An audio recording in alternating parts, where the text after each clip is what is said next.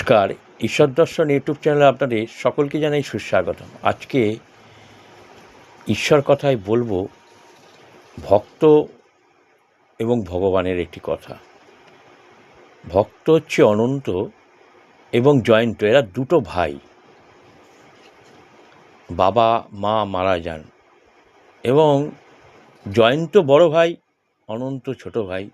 জয়ন্ত ভালো, মানে পড়াশোনায় ভালো ছিল, সব কিছুতে ভালো, নর্মাল, বিয়ে থাও করেছেন।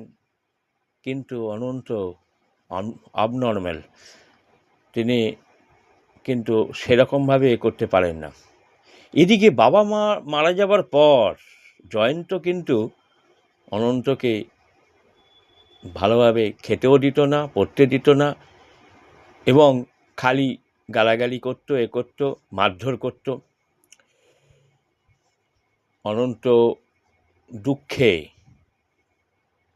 বারবার চলে যেত ওই ভোলানাথ মন্দিরে, ভোলে বাবার মন্দিরে চলে যেত, ওখানেই বসে থাকতো, আর যে যা দিত খেত, কখনো চেয়ে চেয়ে খেত।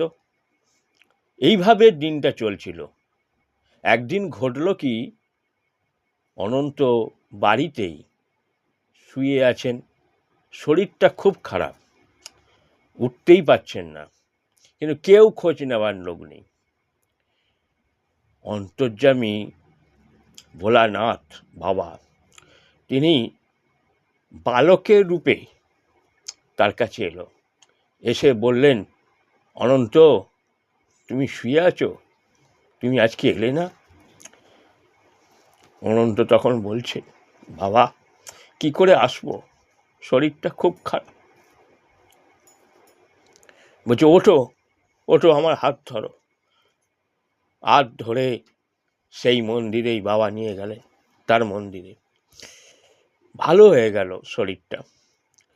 অনন্ত মন্দিরে বসে আছেন, বাবা তাকে বালক শিশুর মতো খাওয়াচ্ছেন।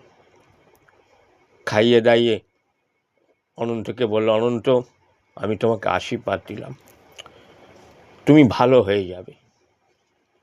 বাবার কৃপায় অনন্ত কিন্তু ভালো হয়েছিল, এবং রোজ তার ডিউটি ছিল বাবাকে সেবা করা।